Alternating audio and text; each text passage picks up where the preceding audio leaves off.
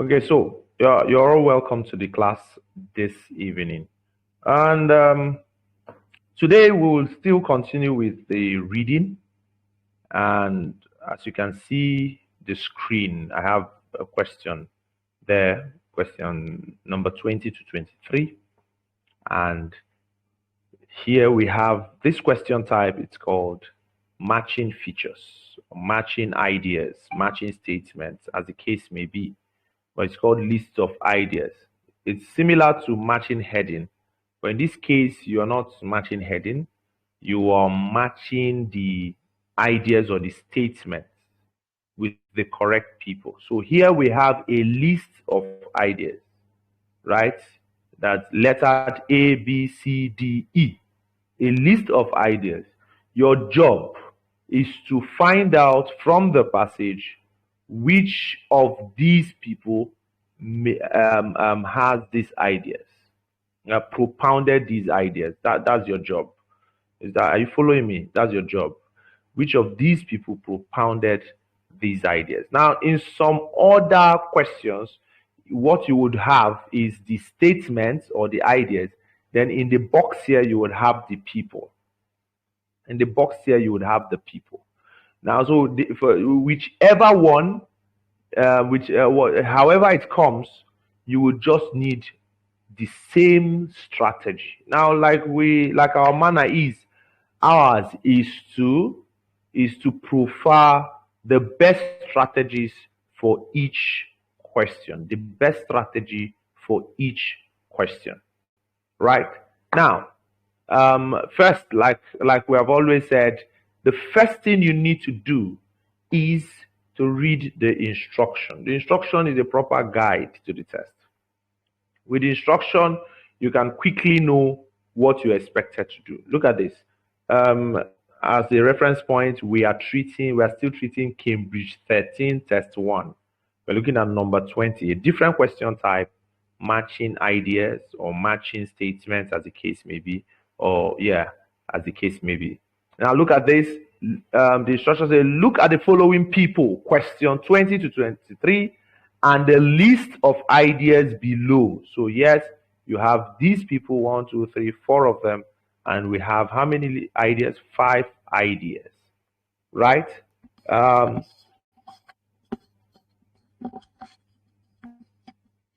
Yes. Then it says, match each person with the correct idea, A to E. So like I said earlier, your job is to match each person with the correct idea. So we'll look at this person and then we'll find the idea. Now, this is even straightforward, because whichever way this question type appears, you use the same strategy. Like I've said, we are using keywords. We are playing around with keywords. Keywords is the way to go, right? So number 20.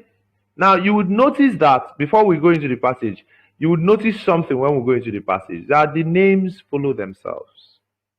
So we are most likely going to find Peter Tuhi, then we'll find Thomas Golds, John Eastwood, Frank Kios. So we'll just find them like that. So we'll just now, instead of going through the ideas, which of course is not a bad way, some people may say, okay, why don't we use the keywords from the ideas? But if you do that, you may run into some kind of confusion, except it works for you. I would prefer to go through the names. So the first is number 20. I will locate Peter Tuhi, right? Peter Tuhi, yes. Now I'll locate Peter Tuhi, and please, if you find it before me, you can just let me know, right? Peter Tuhi, yes, I have found it in paragraph A. Peter, yeah, so you find Peter here, and then here we have Tuhi or Tuhe. Very good. Now, I will now have to read around to know what Peter Tuhi said, right? So this time around, I'm going to draw.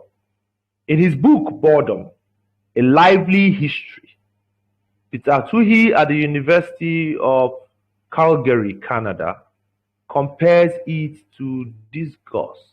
Very good. So we are looking at keywords. Disgust. Okay. Hello, sir. Yes. All right. Hello, Yes. sir. Please, what's the page number, please? Okay. Okay. So I'll tell you now. I think it's on page 21. Page 21. Yes. Thank you very much. All right. Now let's continue. In his book Boredom: A Lively History, Peter Toohey at the University of Calgary, Canada, compares it to disgust, an emotion that motivates. So you see, motivates us to stay away from certain situations. Now, this is what he says. If disgust protects humans from infection,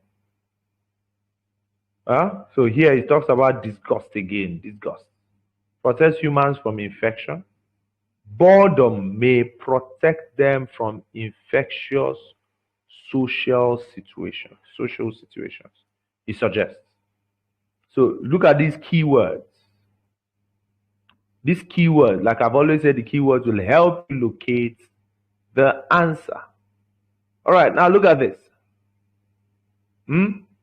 So let's pay attention to the keywords again. We have one of the keywords that has occurred and reoccurred is disgust in this statement about Peter Toohey. So we have disgust, an emotion that motivates us to stay away from certain situations.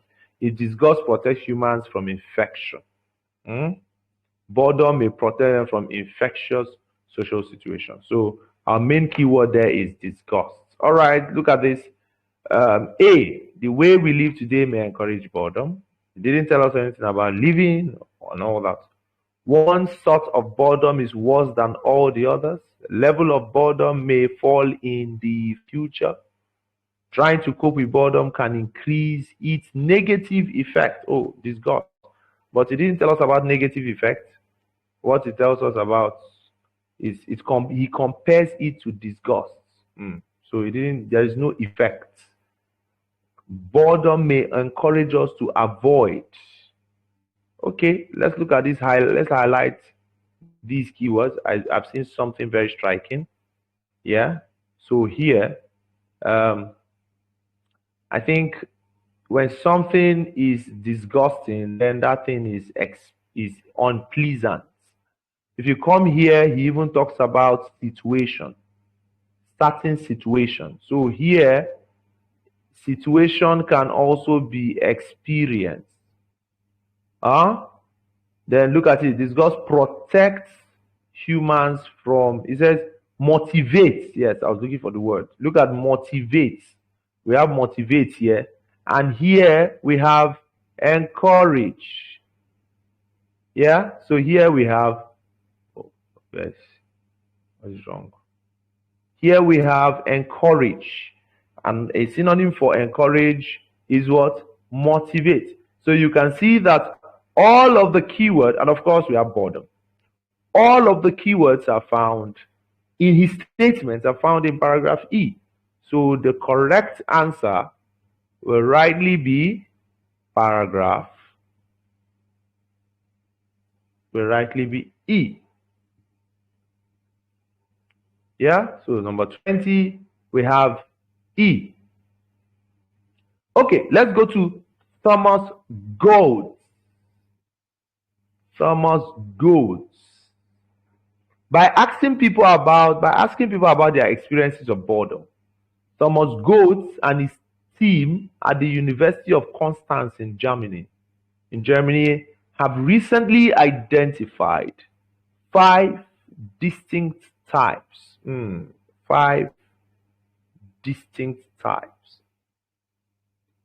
And it says indifference, calibrating, searching, reactant, and apathetic. Okay. So it says these can be plotted on 2 axes, one running left to right, which measures how low or high arousal to high arousal, and the order from top to bottom, which measures how positive or negative the feeling is. Intriguingly, now this is Goetz also, so we are paying attention to it.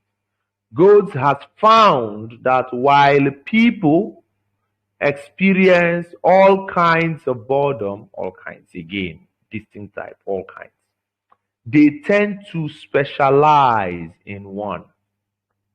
In other words, of the 5 types, the most damaging is reactant. The most damaging is what? Reactant. Most damaging is reactant. Reactant boredom, which is explosive combination of high arousal and negative emotion. Now, the most useful is what Goetz again, calls indifferent boredom. All right, so it tells us of different types. Let's look at what we can find. Let's look at what we can find. Okay, so we have keywords. A says the way we live today may encourage boredom. Never. We did not see any where he tells us about living today. We didn't see today.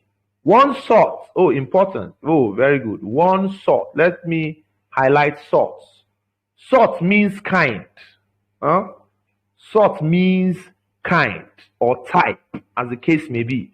One sort of boredom is worse than all the others. And of course, that is what we see Goetz doing, making comparison between the different kind of boredom there is. Right? Here it says identify 5 types. It's a good find out where people experience all kinds of boredom. They tend to specialize in one. Of the 5 types, the most damaging, so you can see it, so is reactant. It is there. So one sort of boredom is worse, and that is most damaging. So our answer will be what? Will be B.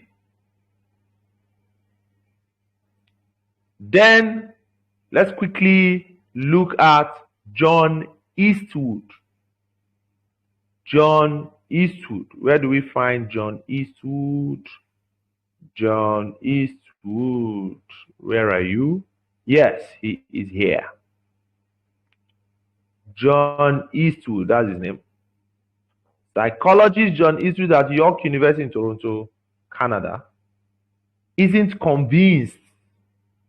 If you are in a state of mind wandering, you are not bored, he says. In my view, by definition, boredom is an undesirable state. Undesirable state. That doesn't necessarily mean that it isn't adaptive, he adds. Pain is adaptive. If we didn't have the physical pain, bad things would happen to us. Does that mean that we should actively cause pain? No. All right. So we look at undesirable. Then even talks about pain. Pain, keyword. Physical pain. Sorry. Things. Talk about pain again. So everything is talking about here, pain, has to do with pain. He even talks about toxic. Yeah, I'm saying toxic. Okay, this is for Eastwood. The central feature of boredom is a failure to put our attention system into gear. This causes an inability to focus on anything, which makes time seem to go painfully slowly.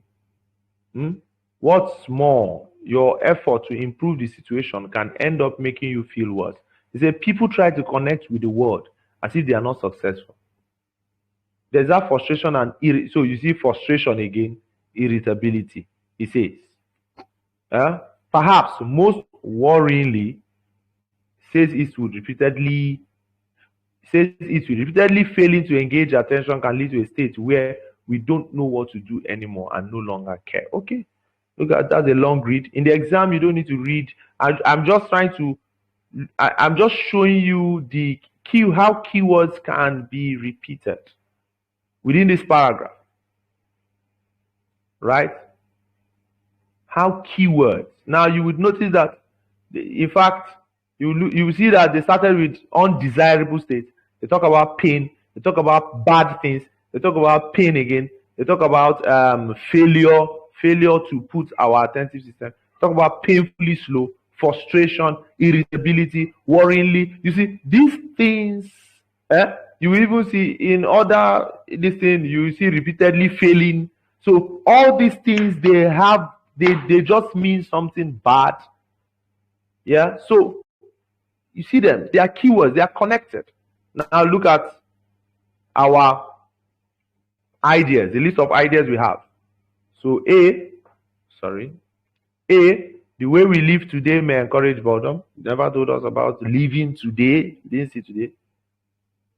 Levels of boredom may fail in the future. We did not even see him talking about future.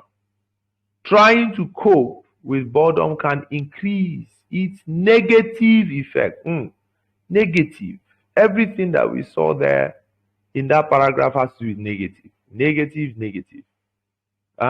But if you look at this sentence, I think where he talked about can increase, cope. I think I saw cope because in this place they say toxic. I saw fester here. So here I say it can still be toxic if allowed to fester. That means to fester means to allow it to grow. So if you try to cope with boredom, they said it can be toxic. Toxic has to do with having what? It's, of course, it's negative. When something is toxic, that thing is negative. Right? So having said that, our answer is D. Right? So let's look at this other name, Frankios Wiemelsfelder.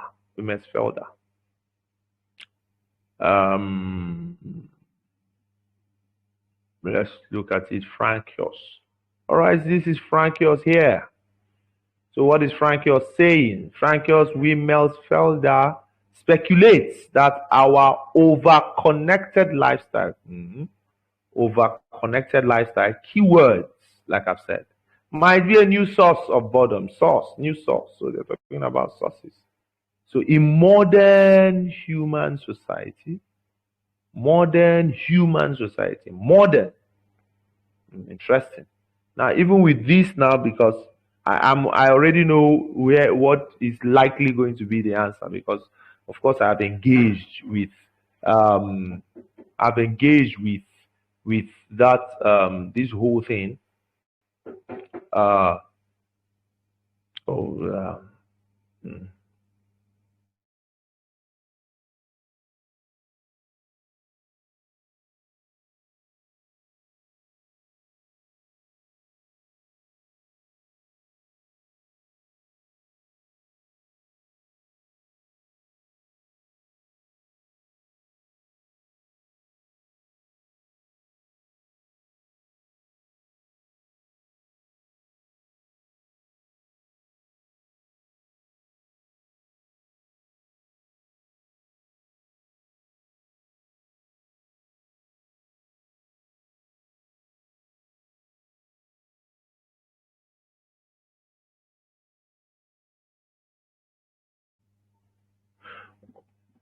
All right.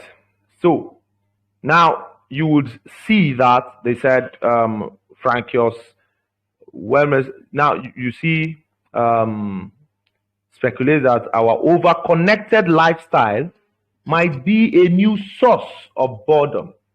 And then it talks about modern human society. Then what else? He talks about phone alone, Yeah, it even talks about world. So these are keywords. Now, if you look closely, you would see the way we live today. This tells you living. It says modern human society. So today, modern society has to do with how people live or where people live. So most appropriate answer will be what? A. It's as simple as that. You will see that all I have done is to engage with the keywords. Engage with the keywords. The moment you see you engage with the keywords, the answers become clearer. The answers become what? Clearer. Keywords.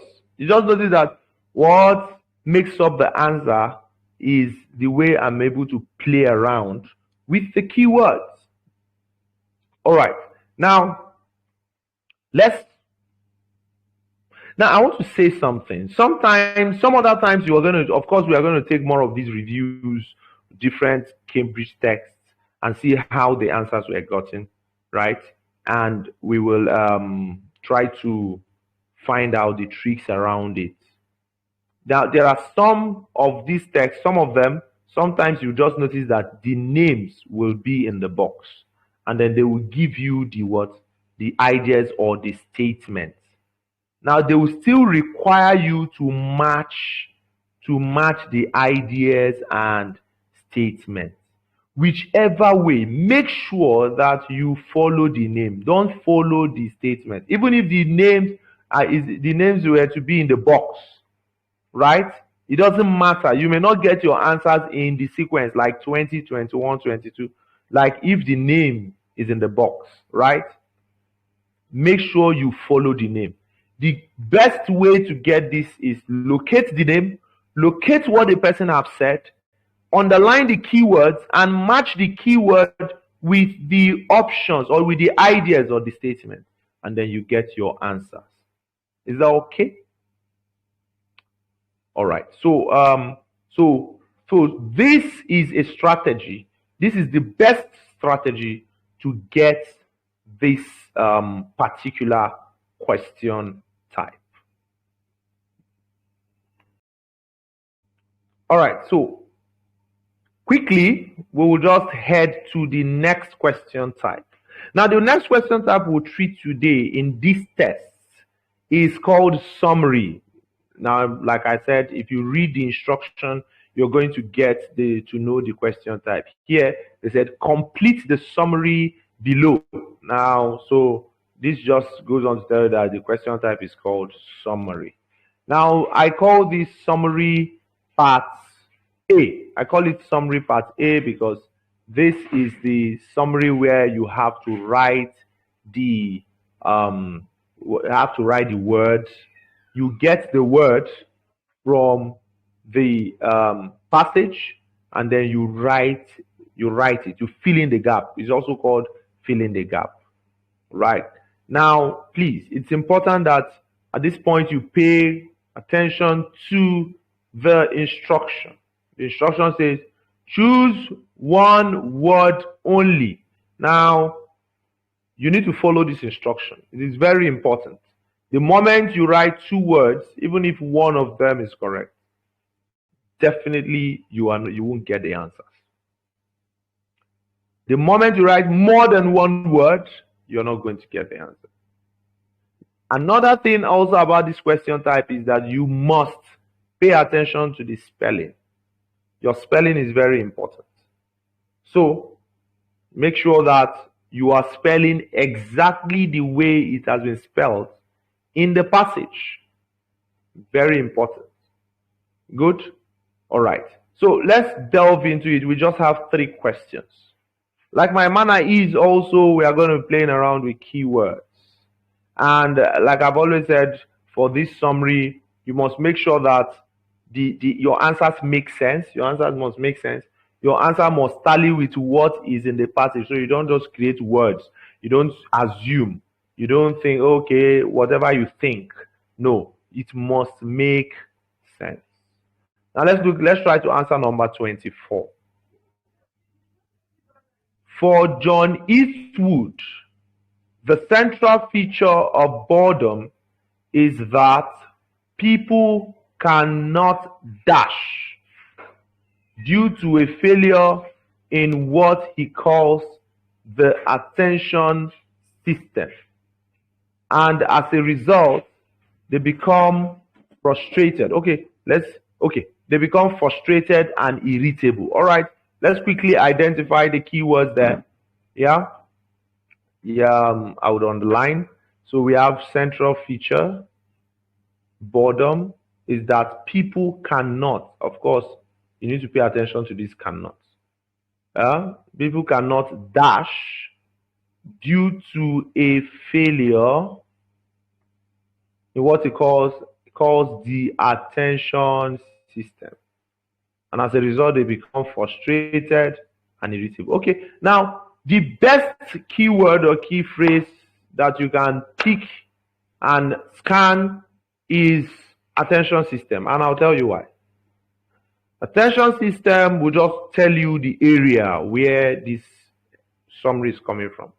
You know why? Because it is written in inverted commas, right? It is written in inverted commas, so you can't miss it. Let's quickly go, and of course, the name of the author also, yes, the name of the author also can also lead you to where the answer is. All right, let's look for John Eastwood. I think we have treated John Eastwood, and here we have John Eastwood here. Okay, except he's appearing in another place, but here we have John Eastwood, and here on the next page we have attention system. In fact, I even it was underlined when we attempted the last question. For Eastwood, the central feature. All right, so we can find central feature just like we find it here. Central feature of boredom is a failure to put our attention into gear. This causes an inability. Okay, inability is cannot. Cannot is inability. So inability to focus. So the answer to that blank will be what? Focus. Right? I recommend that your answers, you write them in capital letters. Okay. Let's continue. Because of course, if you even go further, you will see other keywords, right? Focus on anything, which makes it painfully slow and all that. So you will see other keywords, frustration and irritability. Irritability, you can find it there, irritable. Now, let's continue. His team suggests that those for whom dash is an important aim in life may have problems in coping with boredom. All right, so this is the first part of the sentence. Let's see if we can find what is his team. Okay, team. All right, suggests that those for whom dash is an important aim may have problems in coping with boredom. Whereas, okay, let's quickly find it.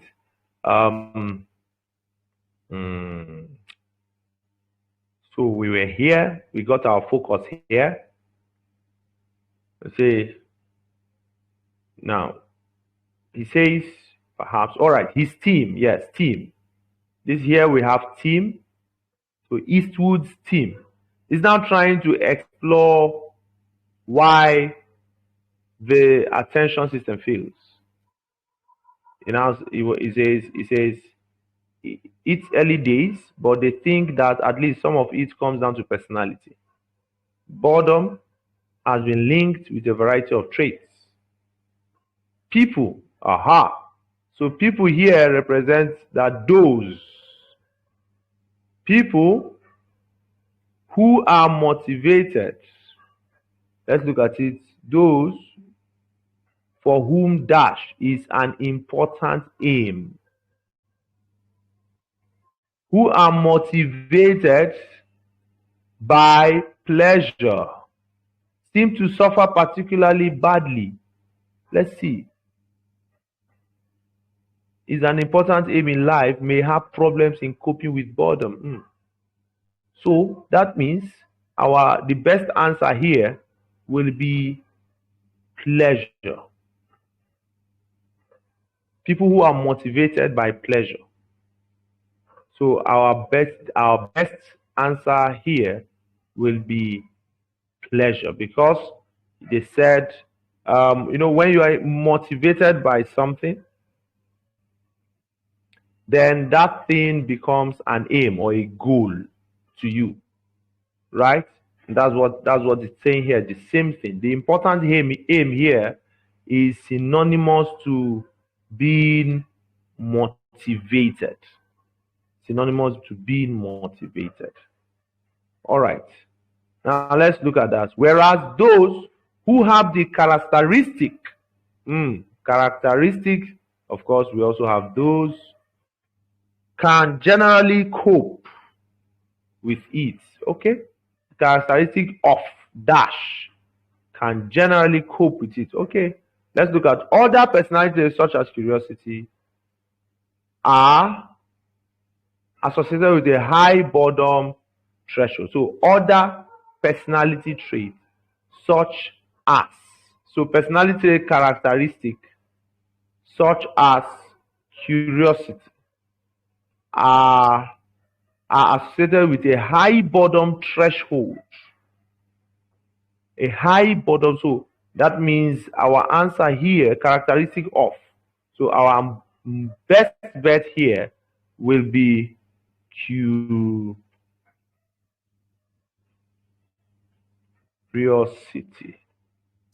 Curiosity.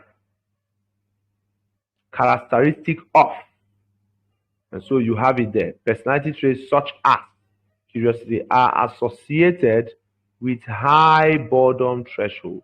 That means they can endure boredom, right? That's what it means, because they have high boredom threshold. Okay. Now you see how we are able to get our answers also in this question type. All we need to do is pay attention to keywords. Now you see I do a lot of underlining and all that. You can as well take this approach. It will help you. The essence of underlining is actually to foreground. That's the essence of underlining, to foreground, right? So the moment you underline, you would notice that there are places where in the passage that I had underlined, when I got to a particular question type that required that particular keyword, it was easy for me to quickly locate and know that, okay, this is where the keyword is coming from. Yes. All right. So at this point, I would like to. Okay, so we'll go straight to the next question type, which is multiple choice, and we're still on Cambridge 13 test 1, right? Yes. So we are still on test 1, but then we're in the last passage 3, right? All right. Let's quickly head to this. This is a popular question type. You all should be familiar with multiple choice. If you've taken lots of exams, if you've taken exams before, yeah, it is most likely that multiple choice questions will be in one of the exams you have taken. Okay. Now, like our manner is, I've always said we go straight to the question. We don't bother reading the passage first. We can look at the title of the passage. It could give us a clue to what the passage will be talking about. Here it's artificial artists. Can computers really create work of art? So they'll be talking about computers and work of art. It's just give you a highlight on what the passage is about. But importantly, where the concern should be in the question. So we'll go to the question, and like our manner is, we must take the instructions first. The instructions, very important. Now they say choose the correct letter A, B, C, or D. That means you're just going to pick one letter. So you're given 4 options, and you have a question with 4 options, and only one option is correct, and you're expected to pick one of the 4 options. Write the correct letter in boxes 27 to 31 on your answer sheet. Right? Now, like I've always said, is also keyword game. be using keywords, and you just pay attention to the strategy that will be employed to get my answers. Right? Look at number 27. What is the writer suggesting about computer produced works in the first paragraph? So this is the good thing about the multiple choice. In most cases, they will just direct you to where you should read. So let's quickly go and find out. Now, my own way, I don't like going through the options so that I do not have any, I don't go in being subjective. So I'll go to the passage, the first paragraph, and I want to read what is the writer saying about computer produced work. What is the writer saying about computer produced work? All right.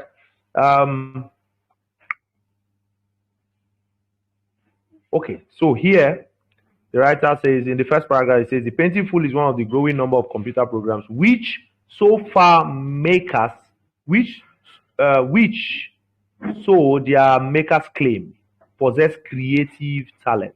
So yes, so it's a computer program that possess creative talent. Classical music by an artificial composer has had audiences enraptured. Artificial composer, that's also computer. And even tricked them into believing a human was behind the score. So it tricked them also into believing a human was behind the score.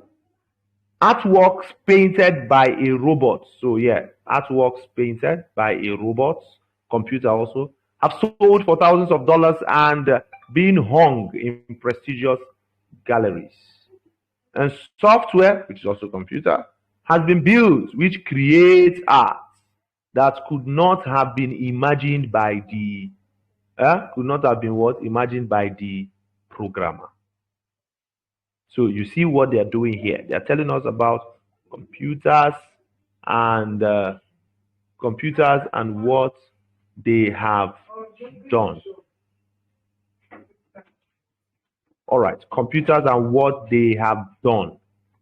So looking at these keywords that we have underlined, computers and what computers have done, we would now look for the option among the four options that will be presented to us. Which of the options has more keywords that has to do with computers and what computers have done, right?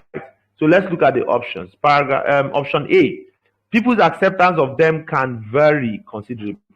Now, we didn't see them talk about people's acceptance and variation or varying. B, a great deal of progress has already been attained in this field. Interesting.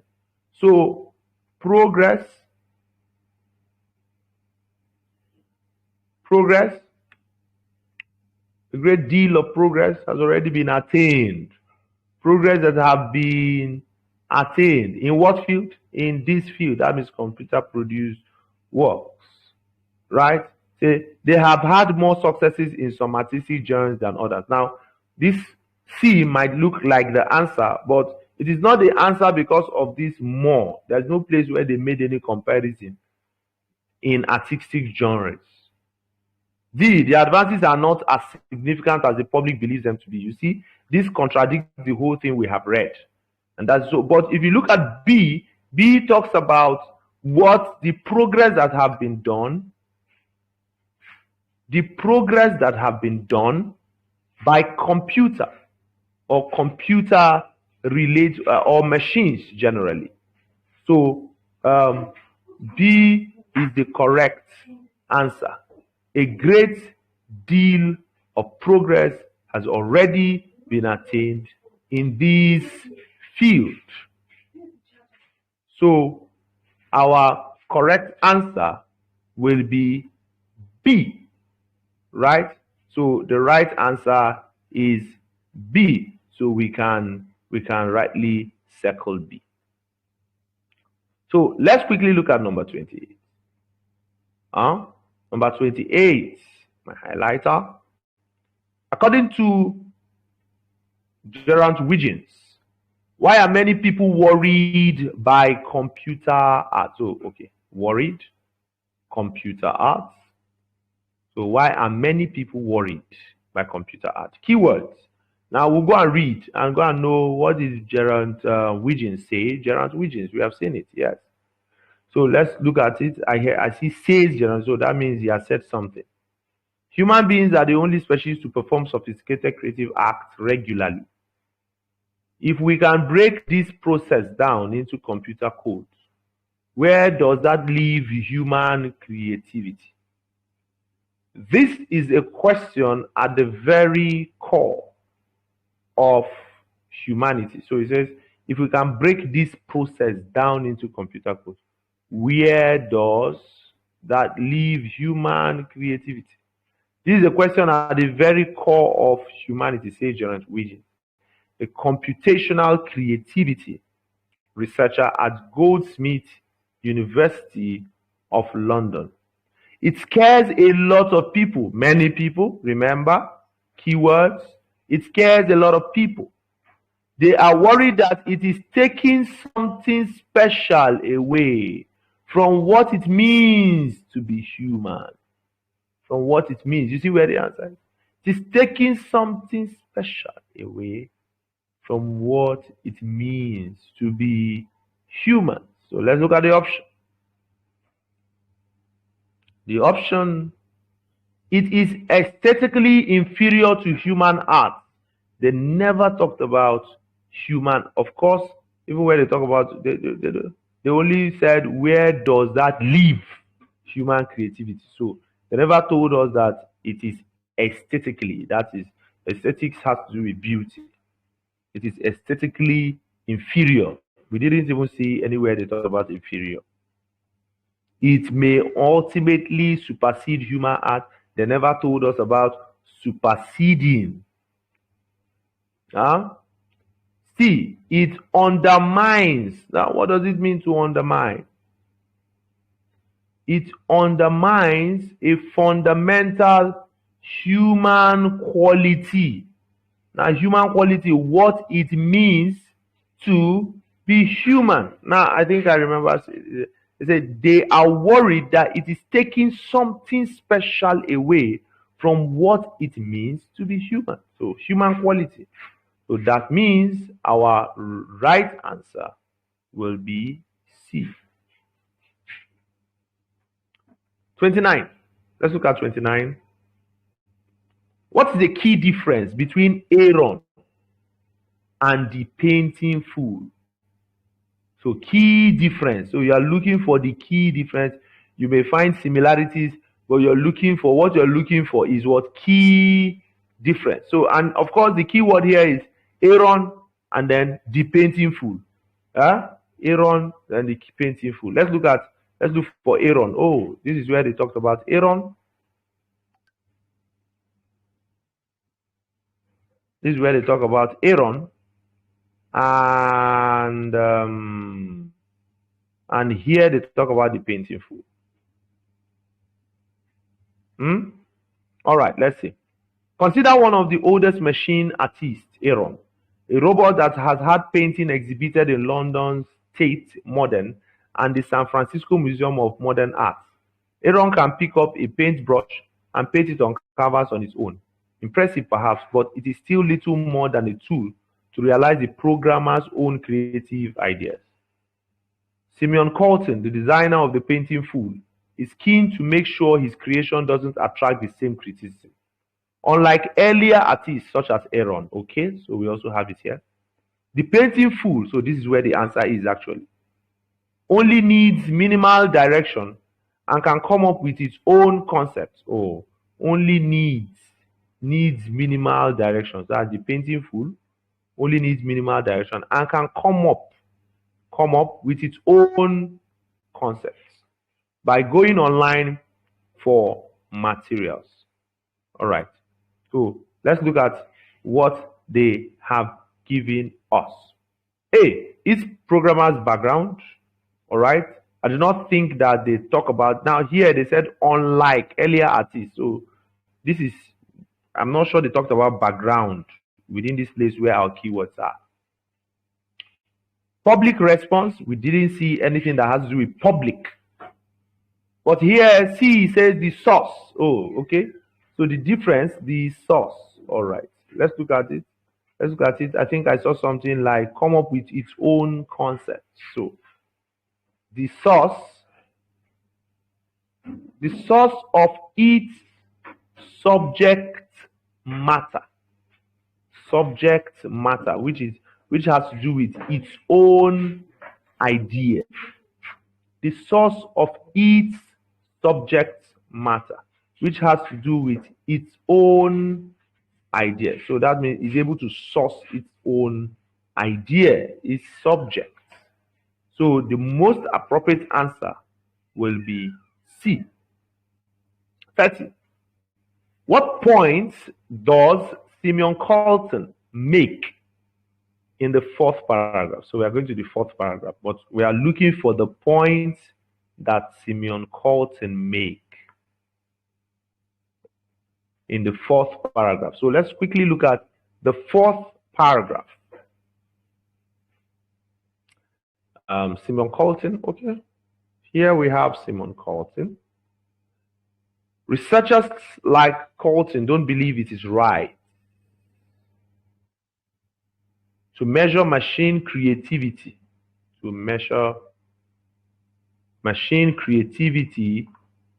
directly to that of humans who have had millennia to develop our skills. So look at it, says it doesn't think it is right to measure machine creativity directly to that of humans who have had millennia to develop our skills. So let's look at this. All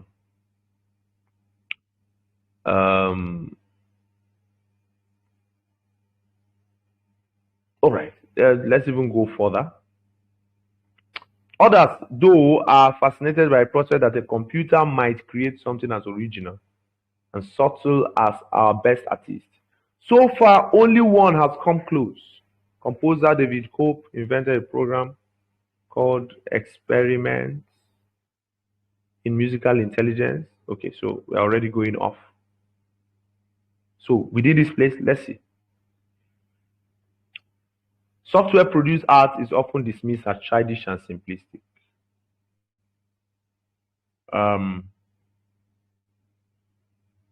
Childish, simplistic. I don't know if I saw anything that has to be childish and simplistic. I don't think so. The same concept of creativity should not be applied to all forms of art. I think here is rather talking about, it's not talking about all forms of art.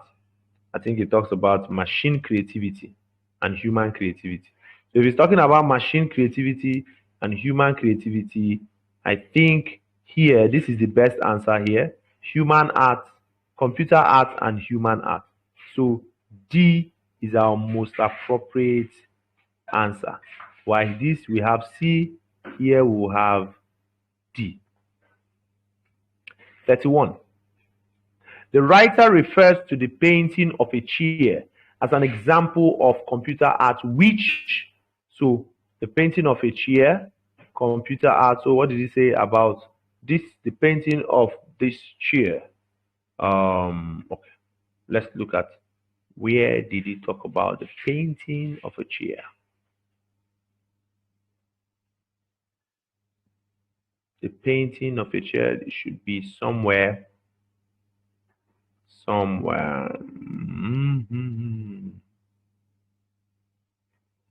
right. The painting of a chair. Did I miss it?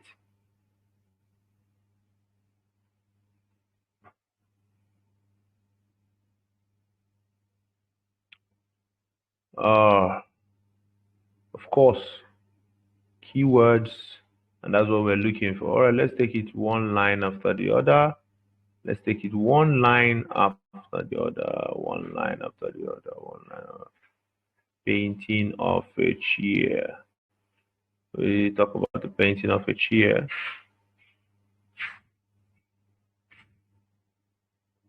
Painting of a chair.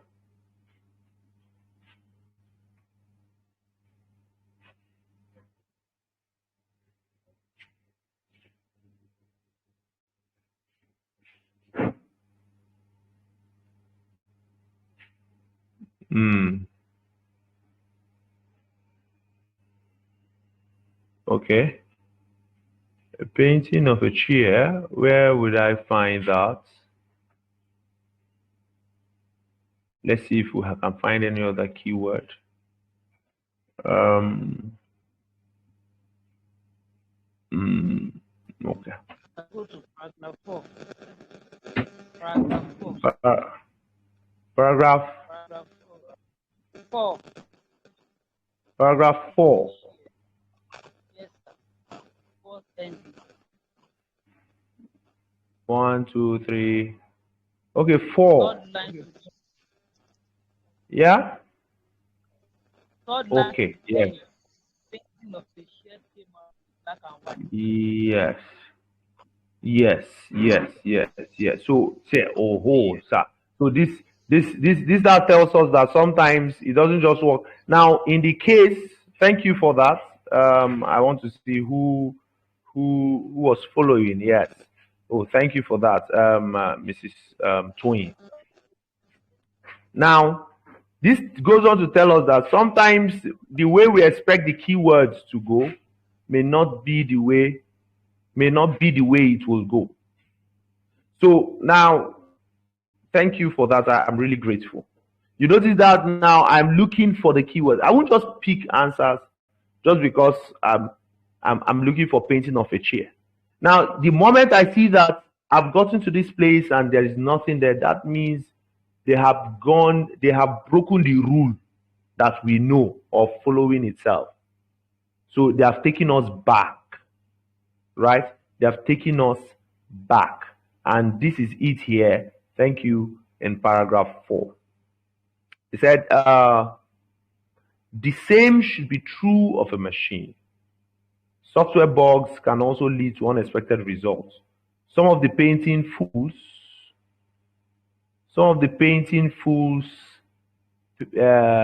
paintings of a chair came out in black and white, thanks to a technical glitch. This gives the work an airy, ghost-like quality. An airy, ghost-like quality. That's the particular painting. All right. An airy, ghost-like quality. Yeah, an airy, ghost-like quality. Let's quickly look at that, airy and ghost-like. So the most appropriate answer would be, a particularly striking effect. You know, when something is airy and ghost-like, that means it is striking. So our best answer will be A. All right. So now you can all see how keywords to get my answers in this for this multiple choice. I want to say something, and unfortunately our time is already fast spent. This is already 10:03. I want to quickly say something. Now you would notice that all our answers, we use the same strategy to get it. We use the same simple strategy. And what is this strategy? Our ability to find keywords and probably locate their synonyms, and then the keyword gives us direction to where the answers are clearly. And that's why I'm doing this. That's why I'm using the highlighter. I'm painting. I'm showing you the keywords both in the questions and in the passage. So the easiest way to get your answers is not to interpret or to analyze. The easiest way to get your answer is to make sure that you find the keywords. The moment you are able to find the keywords, the answers will be looking glaringly at you. It will be glaring to you. It will be clear to you. So, in this class, you will hear me talk about keywords and keywords and keywords. I know why I lay emphasis on those keywords. Is that okay? All right. And unfortunately, we may not be able to go further. And I really would have loved us to treat this question type, but our time is already far behind. Okay, so this is also a list of ideas, and we have yes, no, not given. All right, this is what I'm going to do. I will give this as an assignment. Now look at this page. It's there. So you have it, Cambridge 13 test 1, from number 32 to number 40. Cambridge 13 test 1, number 22 to number 40.